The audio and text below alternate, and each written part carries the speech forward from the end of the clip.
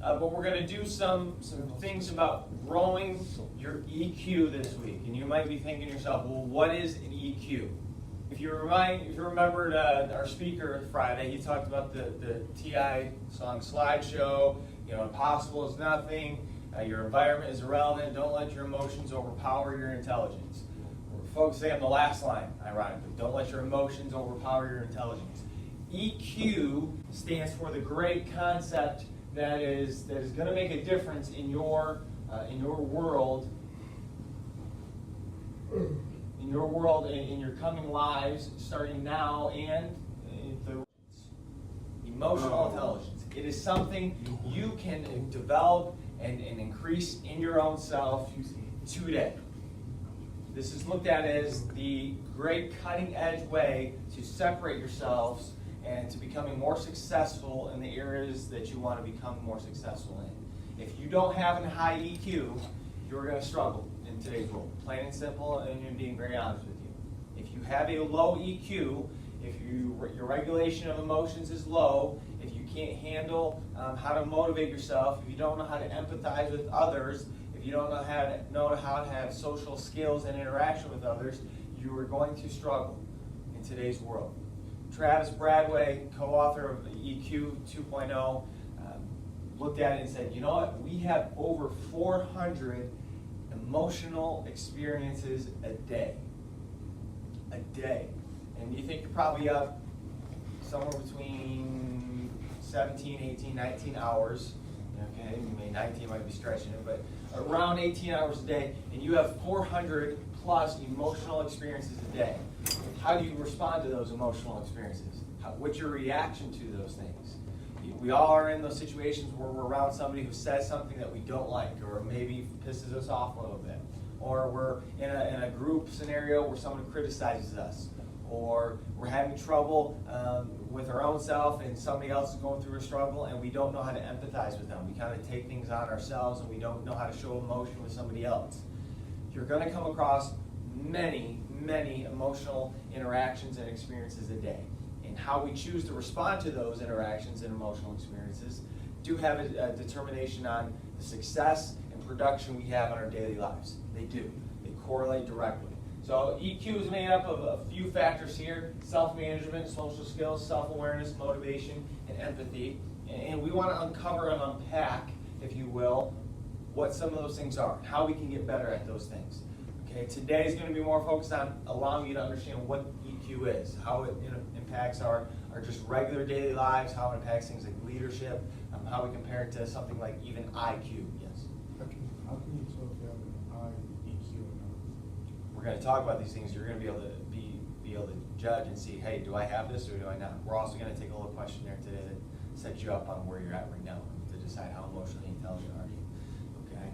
You might be aware of some of these things. You might say, you know what, I have an anger issue. If something happens, my first thing is to be angry at something or somebody. Or maybe something happens negatively and I go in the corner. And that's my emotional reaction to something. Again, you have a choice. Everyone has a choice. No one's dictating for you what your response has to be. But your response does say whether you have high EQ or low EQ. Okay? Low EQ people are going to struggle in today's world with all these social interaction we have, with all the emotions that we have with social medias, with technology. The emotional response we have is going to be key. And if we have struggles with it, we are going to struggle, plain and simple. And so I want to address this because I think this is something that not too many people are talking about. Not too many people are being educated on.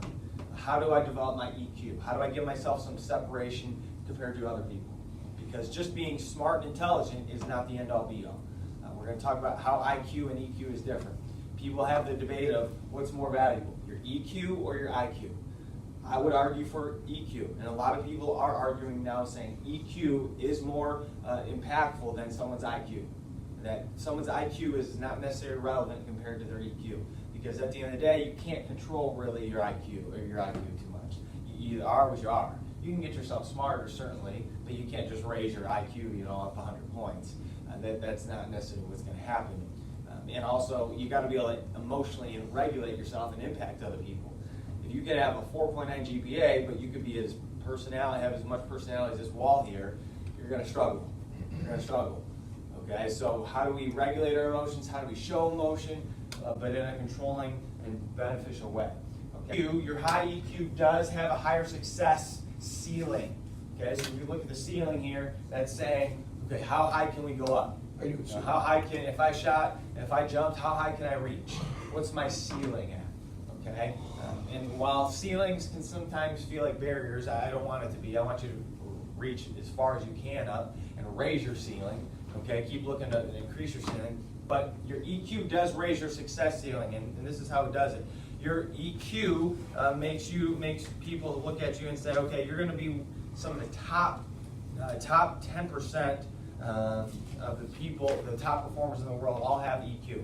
So then people look at, okay, a person in business, person in sports, person in finance, what makes them so successful? And they just by looking at them realize, hey, they have the ability to regulate their emotions a lot better. Their EQ is very high compared to other people that struggle in that same area. So that's a difference maker. The other difference that might catch your attention is this. An average of $29,000 per year in salary is the difference between people with high EQ and low EQ. Let's look at it as $1,300 annually on a salary.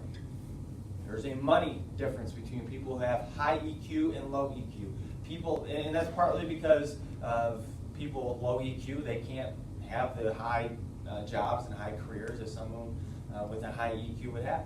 And so if you can't regulate your emotions, you are always getting yourself into trouble. You're always, your emotions are getting the best of you all the time. You're never going to make it. Plain and simple truth, you're never going to make it. So that already impacts your earning potential because you're going to be in a job where you won't just simply earn as much. But if we're looking at someone trying to advance their career, who are you going to pay more? You're going to pay someone you can trust, that's going to manage their emotions, that's going to work well with others, that's going to manage their stress a lot better. Okay? So your EQ has an impact on your earning potential in life. It's not the end-all be-all, but it is a factor. So pay attention a little bit to your EQ and how you're affecting yourself. Again, Travis Bradberry, 90% of the top 58%. Your EQ is responsible for 58% of your job performance. How well you do on your job is going to be a direct correlation to how high or low your EQ is. Those who are really good at their job know how to manage their emotions and regulate it when needed. They don't let it get the best of them. They know how to manage other people around them as well. So something to take note of. As you'll find out, you can develop your EQ. This is not something that's inherent like an IQ, where it's just you either have a high IQ or you don't. Okay, so we want to touch on that. So as we move forward, I want to make sure that you have a basis. So use whatever results you got as a basis for almost self-evaluating where you are at and where you need to go, okay, for the rest of this week. Again, here's the 5 components we're going to touch on this week. Self-awareness.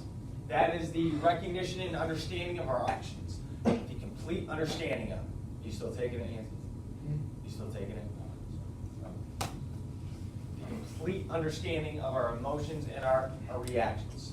Okay, we have to be aware of those things. We talked about this a few weeks ago. But being aware of our thoughts, how we think, being aware of how we react to certain things, that is going to help us manage our emotions a lot better in situations.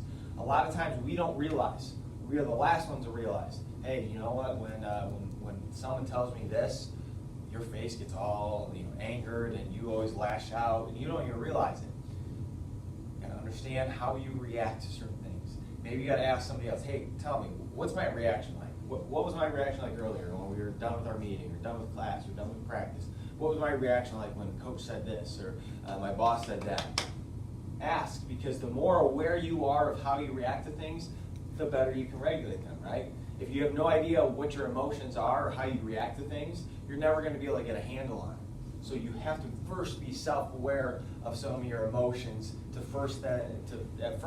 then take the next step forward. Second, we got to have self-management, and that's more focusing on managing, controlling, and adapting your emotions. Moody, we can be up and down, okay, and our reactions, and then our responses. So if we manage ourselves a little bit better, we're going to handle our moods. We're not going to be so up and down, roller coaster of emotions. We're going to be able to stay even keel when we need to be. We're going to show excitement when we need to. We're going to show happiness when we need to. But we're going to limit our anger. We're going to limit our stress. We're going to limit our attacking emotions and attitudes, okay? So we got to have some self-management. We also have to have the motivational aspect. We talked about this back in Self Week, but having a motivation is going to help you with your EQ. If you have low EQ, a result of that score could be you just have a lack of motivation within your life. If you have a lack of motivation, it's going to be very hard to get moving in a world where those who have to work for stuff get stuff, whether it be jobs, career, success, whatever it is. And those who don't work for stuff don't get stuff. Okay, so you have to harness your emotion, motivate yourself in whatever you're working on. Take the appropriate action. If the motivation to get something done, to get a good score on a test means you have to study an extra hour a night, then that's what you got to do. You have to commit, you have to follow through, and you have to work towards the achievement of your goals. If you were at, obviously those who were at the CDC, your purpose is greater than your circumstance. That's what Derek Williams kept saying. Your purpose is greater than your circumstance. And so if you realize that, you're going to be able to motivate yourself to say, I'm going to get this done. I'm not going to let my circumstance, or I'm not going to let my emotions engulf me and tear down the motivation I have. And then fourth, you have to be able to empathize. Empathize is a quality that you can relate to other people. You can relate to other people's emotions, other people's feelings, thoughts, and reactions. This is a quality that we are severely lacking in our world today, empathy. If you can learn to empathize, you're going to have a place in this world. Okay? People need other people who know how to empathize. Teams need people who know how to empathize. I will take a team full of empathizers and a team full of people who are more worried about their own stuff. Every time. So learn how to empathize. And if some of you might already be really good at that. I think some of you really are. You naturally know how to empathize. But others, we need to work on it. So that means we have to discern the feelings of others. Again, empathizing is more others-based. And then we understand their emotions, utilize that, and understanding to relate to others more effectively. Because you're going to have to do this on a job every day. You're going to have to do this in life every day, whether you have to interact with your family, your friends, your coworkers. You're going to interact with so many people every day. And so how do we empathize with them? How do we regulate our emotions and their emotions? Because let's be honest, it's pretty hard regulating our emotions sometimes. Now add 15 people in a room, and with all their emotions, their attitudes, their moods, and things can get crazy quick. So if you know how to understand that and work good at empathizing and managing other people's emotions, you're going to stick out and you're going to be better off for it. And then fifth, you have to have social skills. Part of emotions and being able to have a high EQ is having these social skills that allow you to work with other people, that allow you to see and lead in social situations. And so that's why I want to lead into next level talk about how leadership and EQ is very well connected. The final 3 points there are very big. It's going to impact the way you respond and make decisions in life. It really will, and decisions mean everything in our world. It's going to impact how you interact with other people, your relationships, because at the end of the day, relationships matter, okay? And you're going to do everything usually with somebody else, sometimes multiple people, so the relationships will be impacted by your emotional intelligence. And ultimately, your success, your life story can be predicted a little bit by your emotional intelligence. You see somebody who can't regulate their emotion, and anger is always the easy one to go to because it's the thing that people usually struggle with the most, okay? But you see someone who has an anger issue. If they don't get a hold on it, you can almost write the end of that story of what's going to happen. Okay, you may not be able to write the fine-tuned details of their story, but you can write, this is going to happen in their life. They have a higher chance for divorce. They have a higher chance of getting into trouble with the law. They have a high chance of being fired in their job and then working at a minimum wage type of job. You can almost write some of the story there, okay? And so having a high EQ can write a story in a good, positive way. So I thought that was very good. I give you an overview on how big emotional intelligence is. It really is going to be a big predictor for you moving forward.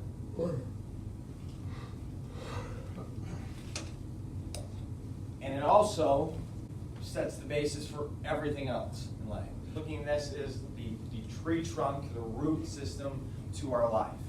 So everything comes from your EQ, the ability to manage your emotions and regulations. So that's your time management, decision making, communication skills, your teamwork, your anger management, your trust, your assertiveness, all come from the high or low EQ that you have.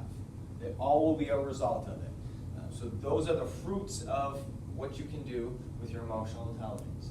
They all come from this. So make sure you take note of, okay, what am I doing with my emotional intelligence? How am I regulating my emotions? Okay, there's regulating our emotions, and I'm not saying completely shut them down. I'm not saying put them in a safe and lock them away. You need to have emotions, but how do we regulate them? How do we manage them? That's going to be the key for you. The one thing that you look at in the professional world, this impacts you. If you have high EQ, you can make far great advancements in your life. Okay, the biggest thing that employers are looking for is, can they stay calm under pressure? When I'm hiring somebody, can they stay calm when the going gets tough, when it's getting chaotic in our work environment, when sales just dropped, when we just lost the biggest client we had, when things aren't going well, we had a manufacturing shutdown because our machines started going bad. When the chaos gets going, what do these people do? And there's certain people, we all know, that lose their mind when things happen, or there's people that can say, all right, let's get going, let's buckle down, let's stay cool, calm, and collected, and I'm going to get this done. So that is something that is a direct result of your EQ. Employers are going to look for these traits. They're not going to maybe ask you, hey, tell me about your EQ. How good is your EQ? Is it high? Is it low? Are you right in the middle? Where are you at? They're going to look at some of the fine-tuned qualities that make up your EQ. They're going to be able to look at that. And if you have qualities that resemble someone with high EQ, I'm telling you, you are going to be someone they're going to want. Just knowingly ready to go. They're going to say, I want you on my team because you can do some good things for us. It was interesting. EQ was looked at as more than 4 times powerful than IQ was. Your EQ is 4 times more powerful at determining some success for yourself than IQ was. Again, EQ versus IQ is winning. Is winning that battle. Okay? PhDs found this out, so I go with them. However, the IQ does do some good things, and don't throw that away, because being someone intelligent helps you get someplace in life. But trust me by listening to me and saying this, it's not the end-all be-all. Your EQ has a bigger factor. The reason EQ is becoming a thing that I want to tell you about is it's been falling amongst people who are younger, whether it be teenagers in their 20s, young 30s, than ever before. It has fallen a lot recently because people are losing their ability to regulate their emotions. They want to go out and lash out on social media. They always want to tell somebody what they're thinking. And if I can be angry if I want to be angry. We're having trouble regulating our emotions and our responses in society today, and that's hitting more of the younger generations harder. And we got to ask ourselves, why is that? And then after asking ourselves, why is that, how can we move forward and get more intelligent with our EQ, okay? IQ scores ironically jumped 25 points, but again, you can't do a lot to increase your IQ a ton. I mean, you can't go from 200 to 400. You can't. It's not able to be done. But your EQ, you can. So 67% of companies that are hiring worldwide, they look for attributes, components of EQ when they're hiring people. They want to look at, what do these people bring? Do they have any components of a high EQ? And if you do, they're going to hire you. They really, really will. So take note of some of that, because that's going to give you some separation in your IQ. I want to go over this debate, because you're going to hear this debate a lot in society. What's more valuable, high EQ or a high IQ? Okay? My position is this. I believe a high EQ is more valuable. And that's the stance a lot of others are taking. There are some people that still believe IQ is better for you than EQ. But you got to know, what do you think is more valuable? I hope EQ is more valuable, because quite frankly, if it was all IQ, it would not be good for me. So I hope the EQ is more valuable. All right, but what's the difference? What's the difference in this? Your EQ is focused, that's what your EQ is focused on. Your IQ is more focused on just your logic, your reasoning, the way you think through things, you process information and come out with solutions.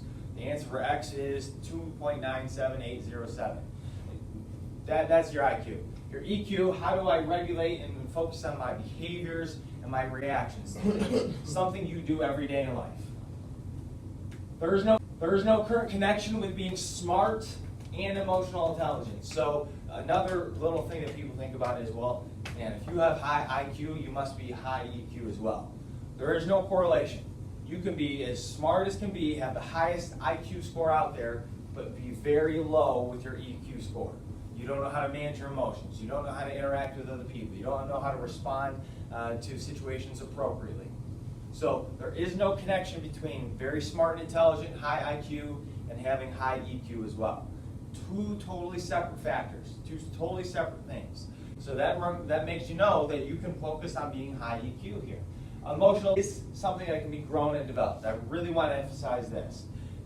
Hopefully you have this coming out of your head. But your EQ is something you can develop and you can grow. No one else can stop you from developing a higher EQ. You can do these things. You can do little nuance, take things and do little things that make you smarter, that make you better in your EQ environment. Okay? Your IQ is needed for something, just like you need talent to do certain things. But your IQ will only take you so far. If we're looking at a scale, it's going to take you about 20%. However, your EQ is going to take you the rest of the way. Your EQ is going to get you the final 80% of the way, because that's going to make the big difference in your life. How do you manage yourself, your emotions, and your reactions? So think of that. Again, it's not just your IQ.